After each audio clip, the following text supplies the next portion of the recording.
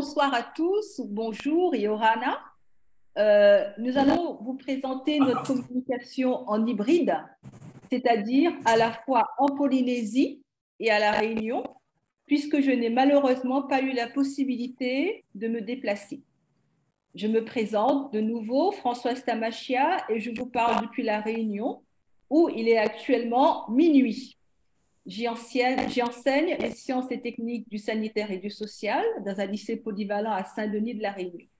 Je précise aussi que Tahiti ne m'est pas inconnu, puisque j'ai eu l'opportunité d'enseigner au lycée du Taoné il y a quelques années.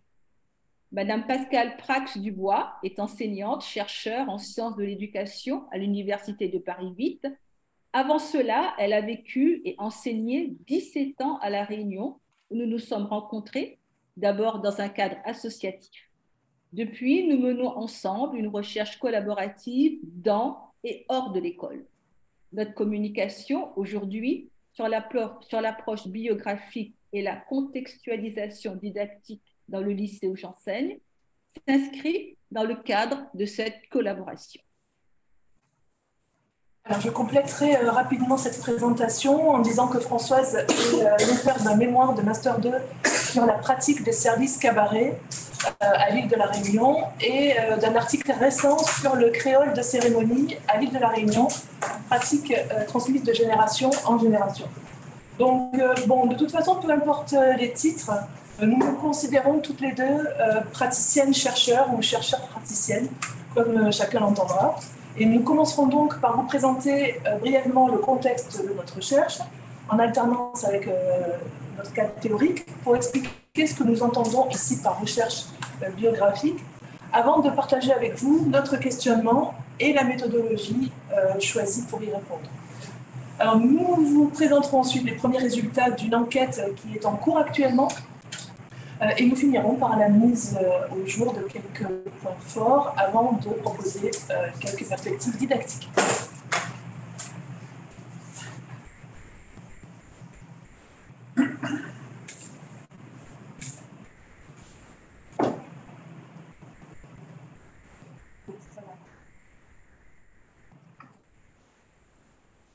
Ça marche pas ?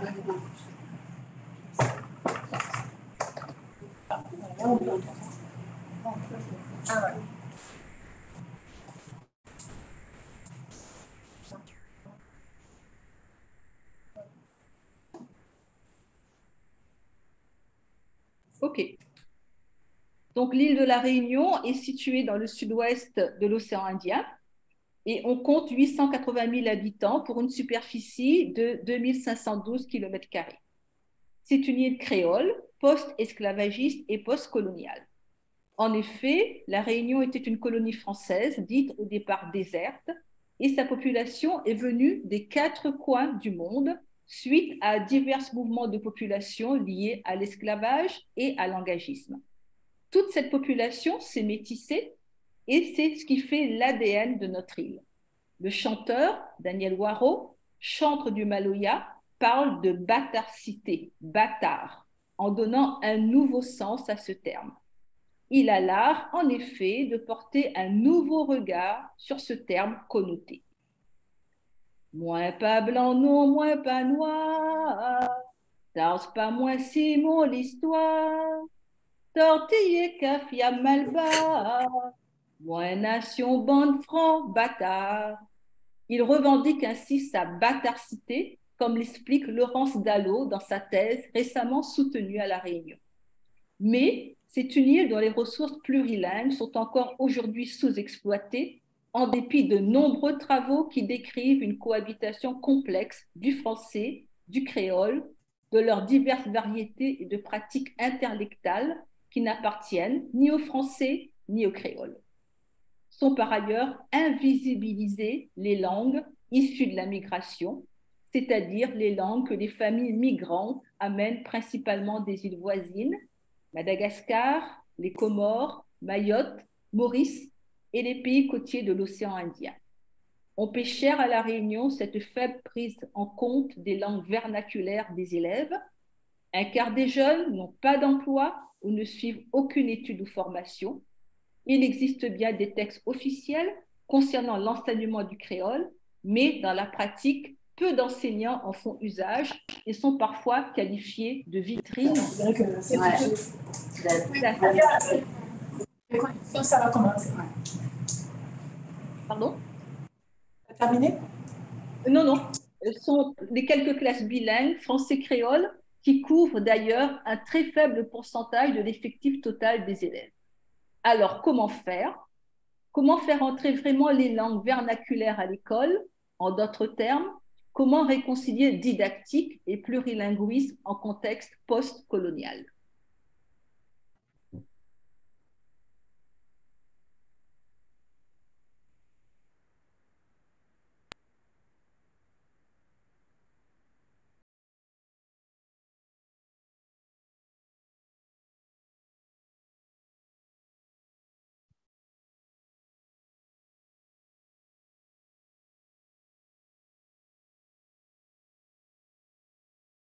De retard, d'autant plus que Véronique Filleul va développer un petit peu tout ça, donc je lui laisse la main. On en a parlé toutes les deux. Je dirais juste que la question plus spécifique des biographies langagières, donc, que l'on peut définir pour faire vite comme la mise en récit de l'histoire de ces langues et le questionnement surtout que ce récit peut susciter, a été traité en particulier par Christiane Perregaux et Muriel Monnier. Alors à La Réunion, dès le début des années 2000, Lambert Félix Prudent recommande d'initier les étudiants à la production de leur biographie langagière, c'est-à-dire donc à la mise en récit de l'histoire de leur langue. Et ce travail exploratoire est entrepris dans le cadre de la formation universitaire des étudiants en sciences de l'éducation par Lugambal Souprayen Cabri et en sciences du langage par Mylène Lebon-Heguen. Alors, j'ai également expérimenté cette démarche auprès d'élèves scolarisés dans une école REP, dans le bassin ouest de La Réunion, il y a tout juste 10 ans, et plus récemment auprès d'élèves migrants dans une école REP. Alors, notre communication s'inscrit dans le sillage de ces travaux, mais avant de présenter notre méthodologie, quelques mots, mais il va falloir aller très vite, sur l'établissement scolaire concerné. Il faut vraiment aller plus vite. OK. Alors, je vais vous présenter brièvement le lycée de Belle-Pierre. Peut-on parler d'un lycée élitiste? On y compte en tout cas plus d'élèves en post-bac qu'en pré-bac, avec notamment 3 CPGE. On compte également une section HPI pour les élèves intellectuellement précoces. Il y a également des sections européennes et le lycée est résolument tourné vers l'international et un plurilinguisme de langue dite prestigieuse. Il est également accrédité Erasmus. La section technologique qui occupe une place à part, il y a peu d'échanges entre la filière générale et la filière technologique au sein du lycée. J'y assure l'enseignement des sciences, techniques, sanitaires et sociales, soit ST2S. Nos élèves se dessinent à être aides-soignants, infirmières, assistantes sociales, animateurs socioculturels, etc. Ce sont en grande majorité des jeunes filles issues de classes populaires. Ces élèves viennent pour la plupart des quartiers populaires de Saint-Denis, Chaudron ou Fiat, alors que dans les autres sections, les familles sont plutôt très aisées, issues des banlieues riches situées sur les hauteurs de Saint-Denis. Les élèves de ST2F sont souvent issus de familles monoparentales, vivant des minima sociaux. Certaines viennent des îles de l'océan Indien, Madagascar, Maurice, Mayotte, Comores. Et lorsqu'ils arrivent à La Réunion, ils ne parlent pas créole et n'ont qu'une faible maîtrise du français de scolarisation. Ils habitent principalement dans des logements sociaux, pauvres et décentrés. Pourtant, selon le programme de ST2S, les élèves doivent être amenés à analyser des faits de société posant des questions sanitaires ou sociales, caractériser la cohésion sociale, le bien-être et la santé des populations et des groupes sociaux. Une approche globale et systémique est d'ailleurs préconisée. Et dans un tel contexte, plutôt cloisonné, comment aborder la question de la cohésion sociale et du bien-être avec les élèves? C'est ce qui a motivé notre mise en recherche. Motiver notre mise en... Oui, comment aborder la question de la cohésion sociale et du bien-être avec des élèves vulnérabilisés? Pour reprendre les mots d'Edwige Chiroutet hier matin, comment avoir accès à l'école à une multiplicité d'expériences que le réel n'offre pas? Autrement dit, comment lutter contre cette forme de barbarie douce que constitue toujours une didactique non contextualisée, c'est-à-dire une didactique qui ne met pas ou peu les élèves porteurs de ressources plurilingues illégitimes en situation de mobiliser justement ces ressources pour mettre du sens sur les apprentissages qui sont véhiculés à l'école dans une langue ou plutôt une variété langagière. Donc, dans cette idée d'identifier et de légitimer le plurilinguisme clandestin dans la classe, nous avons proposé à 22 élèves. Je pense qu'on peut aller à la diapo suivante. Oui, comment aborder... Donc, ça prend le temps. Il y a toujours plusieurs secondes, en fait, quand tu appuies. Avant que ça apparaisse en version, il y a plusieurs secondes de ces traders. Donc là, c'est bon. Nous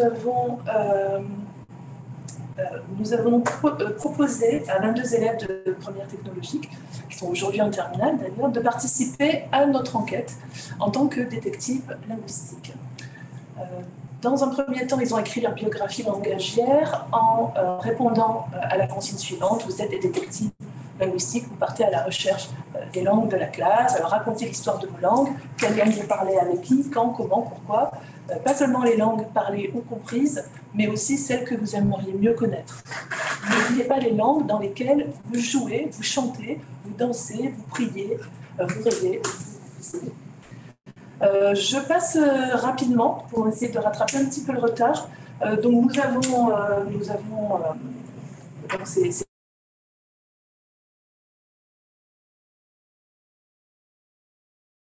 ces données recueillies en données.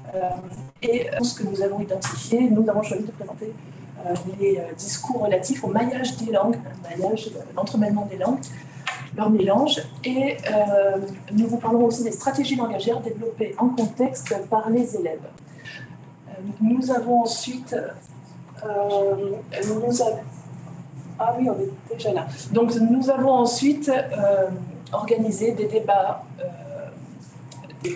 argumentés avec les élèves pour discuter des biographies langagières rédigées antérieurement. Donc je passe tout ça, voilà. Donc Françoise, c'est à toi. Ok. Alors, nous n'ignorons pas que de nombreux travaux existent déjà sur l'interlectualité ou encore le code switching ou le translanguaging. Mais à ce stade de notre cheminement, ce que nous appelons pour l'instant mélange subi, c'est la façon dont les locuteurs déclarent mailler les langues instinctivement, sans réfléchir et sans ne pouvoir rien y faire. Soit parce que c'est sous l'effet de l'émotion, comme nous le dit Léa, soit par manque de maîtrise de lexique dans une langue ou dans une autre, comme le pense Dalicia. Ce mélange est considéré par Anne-Sara comme un français macotte. Macotte signifie sale, malpropre en créole. Français macotte signifie ici français de mauvaise qualité.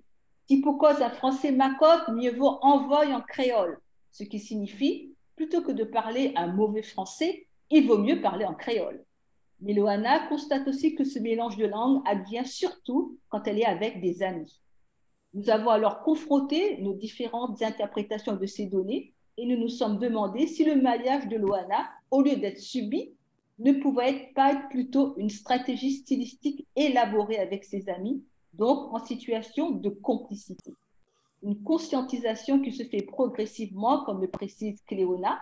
À l'école primaire, c'était le français, et plus le temps passait, plus je me rendais compte que je pouvais également parler ma langue d'origine avec mes amis, qui est le créole. À la lumière de ce filtre interprétatif, nous avons alors identifié de nombreuses stratégies stylistiques dans les biographies langagières écrites des élèves. Qu'il s'agisse du choix d'une dominante, français ou créole, en fonction des sujets de conversation ou des interlocuteurs, notamment en fonction de leur âge. Léa nous explique aussi qu'elle parle créole et français, à la fois parce que le créole est une langue très expressive. Pour elle, quand il s'agit de rire, c'est principalement le créole qui s'impose. De même pour Alicia, parler en créole sous l'effet de la colère peut être aussi un choix parce que selon elle, la langue véhicule mieux la colère que le français. Enfin, pour Soaz, l'usage du créole est indissociable de sa construction identitaire et lui permet de ne pas oublier ses racines. Nous retrouvons des stratégies très similaires chez les élèves originaires des îles voisines concernant le choix des manières de parler en fonction de la situation de communication. D'Alicia nous avoue même qu'elle utilise le français, par exemple, pour embêter ses parents qui ne le comprennent peut-être pas. Mais elle aspire en même temps à s'approprier efficacement le créole afin de pouvoir le transmettre ensuite à ses amis de Mayotte. Au sein de l'océan Indien, c'est pour elle une langue utile au même titre que l'anglais. De la même façon, Juliette, mauricienne, envisage de se perfectionner en créole mauricien afin de ne pas se contenter de comprendre cette langue quand elle va à Maurice, mais aussi de parvenir à la parler comme les autres Mauriciens. Nous avons de nombreuses déclarations similaires à celle-ci dans les biographies langagières écrites. Mais le partage en classe de ces pratiques déclarées et du même coup des représentations qui les sous-tendent nous a apporté un éclairage complémentaire. C'est en effet lors des débats en classe que plusieurs élèves ont fait le lien entre leurs compétences linguistiques et les événements vécus en classe ou dans leur sphère privée. En échangeant entre eux, dans le cadre d'un échange animé en classe par Pascal et moi-même, ils ont exprimé plus finement leurs pensées. Ils nous ont dit en particulier que la visite de l'artiste créole Kaloum, très connu à La Réunion, dans leur classe, leur a permis de mesurer l'écart entre leur créole à eux, qu'ils jugent parfois de macotte, parce qu'il est mélangé, et le créole ancien parlé par les personnes âgées, mais aussi par Kaloum, le vrai créole. Ils ont aussi progressivement mis en perspective ces savoirs langagiers avec des savoir-faire ancestraux pour se soigner ou jouer de la musique avec des matériaux naturels. En se racontant les uns aux autres leur voyage au sein de l'océan Indien, ils se sont aussi rendus compte de leur intérêt commun pour la maîtrise d'une langue, pour ne pas se faire avoir et comprendre notamment le second degré de ce qui se dit. Enfin, juste après l'un des débats, un dialogue s'est spontanément établi entre deux élèves. Flora, créole née à La Réunion, a demandé à sa camarade, mahoraise, de lui apprendre quelques mots de maoré, suscitant chez elle la conscientisation de l'étendue de son répertoire langagier et la valeur de son plurilinguisme. On va passer à la discussion. Donc oui, les premiers résultats de cette enquête montrent ainsi, ce sera sans doute la conclusion, que dans la mesure où le récit de leur langue s'accompagne d'une pratique réflexive qui peut être suscitée par sa mise en dialogue au sein de la classe ou ailleurs, les apprentis détectives linguistiques contribuent à créer un espace plurilingue et pluriculturel où devient possible la mise au jour de l'interdépendance des contextes. On le voit par exemple quand Dalicia nous dit « Je voudrais apprendre à mieux connaître le créole parce que toutes mes amies de Mayotte me demandent à ce que je les apprenne le créole. » Peu importe, au niveau de on n'est pas corrigé. À ce moment-là, l'aspect formel.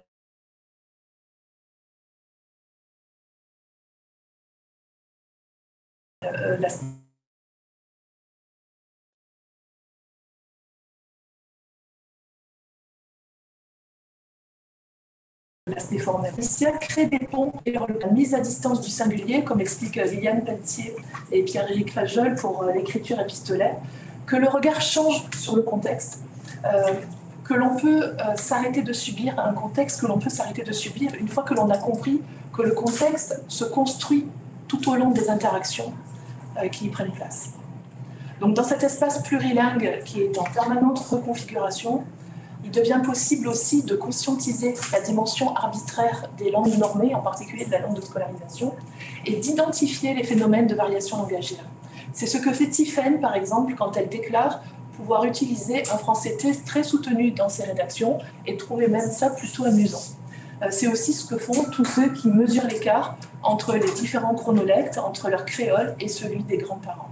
Dernière phrase. Donc cela revient à leur contextualiser dans le cadre de notre enquête qui n'est pas terminée, cela revient à accepter la mobilité, la perméabilité et l'imprévisibilité des pratiques langagières. C'est ce que Prudent a conceptualisé sous le terme de zone interlectale, qui est aussi un espace de résistance à la standardisation, et j'ajoute un lieu de vigilance face à l'enfermement de la parole humaine derrière des grilles figées de compétences ou face aujourd'hui à l'automatisation du langage.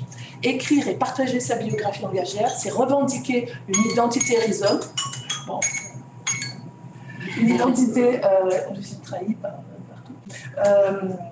Donc voilà, c'est vraiment la fin. Voilà, écrire et partager sa biographie langagière, c'est revendiquer une identité rhizome mobile, dépourvue de centre ou de hiérarchie, celle dont parle Édouard Glissant quand il définit une vision du monde créole et une pensée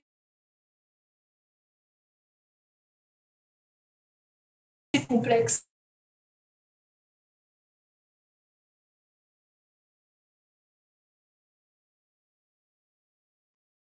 Est-ce que vous avez des questions? Yeah. Oui, Yes, sir. merci beaucoup. Je pense que c'est super, ça parle.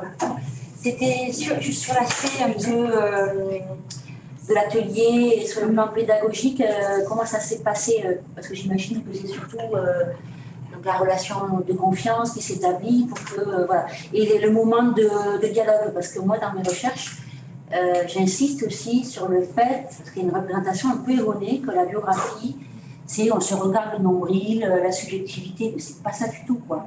C'est on fait le récit, la mise en distance un petit peu, etc. Et qu'il faut que ça passe ensuite par des formes de médiation, de dialogue et de débat pour que tous les phénomènes ou les processus socio-langagiers soient collectivement conscientisés et discutés, à partir desquels on peut revenir sur des stéréotypes, déconstruire des idéologies. Voilà. Et donc ce qui m'intéresse, c'est concrètement comment cette étape, vous l'avez conçue.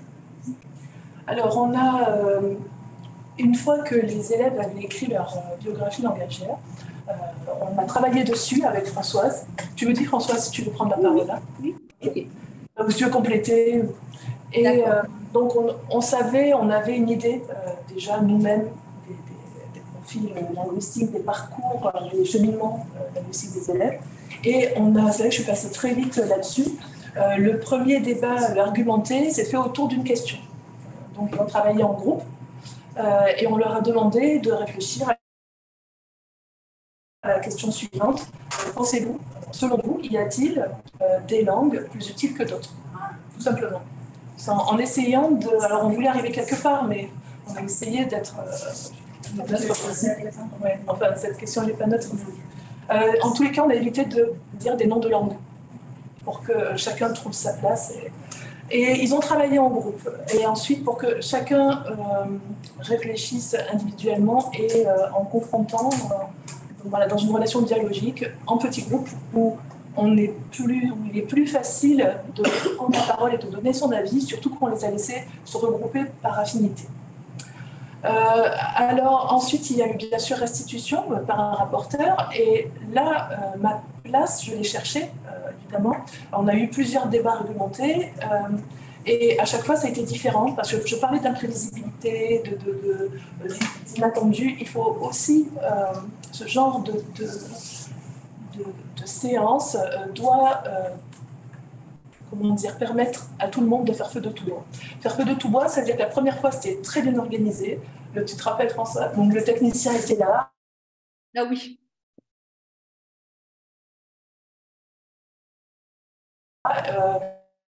Je n'entends plus là.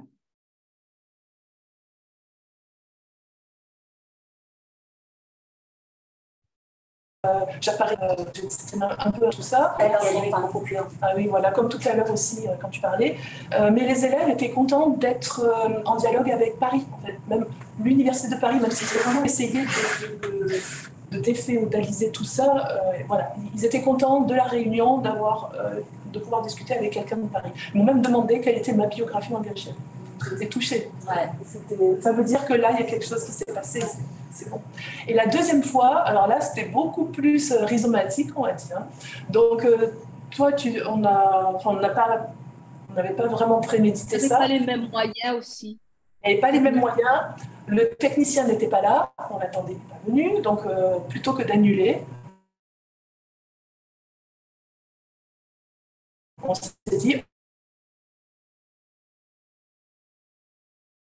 on va se débrouiller, et parce que je me suis baladée dans leur téléphone de groupe en groupe et je leur ai expliqué les consignes pendant que Françoise, tu t'occupais d'un autre groupe. Et c'était très amusant, j'avais l'impression d'être à la réunion, en fait, vraiment. Et j'ai pu avoir des échanges directs avec les élèves. Et en fait, ce que je voulais rajouter voilà, ici, c'est que d'un point de vue spatial, on a pu isoler aussi le groupe qui était en communication avec Pascal dans une salle à part. Et je pense que ça a aidé aussi peut-être à plus de confiance et de communication. C'est vraiment dommage. Oui, parce que c'est Wi-Fi qui ne marche pas. On n'a pas de connexion directe, on a fait un GL. Bon, mais vous ne saurez pas. Je suis désolée, Françoise, on n'a pas tout à fait entendu ce que tu as dit, mais on est en train de. Ah. Vous voulu savoir. Oui. Mon micro peut plus qui est long, là. C'est plus le micro, c'est un micro. Voilà. J'avais su quand j'avais mis mon forfait. Désolée, ouais. Ça fait rien, on a terminé, j'imagine. Oui, j'imagine, parce que on n'a pas le temps pour poser une autre question. Répondre. Je vous remercie tous les deux et on est vraiment désolé pour cette mauvaise connexion. Donc, on dit au revoir, Françoise. Merci, au revoir à vous. Et à bientôt, j'espère. Et merci beaucoup, Pascal. Merci beaucoup.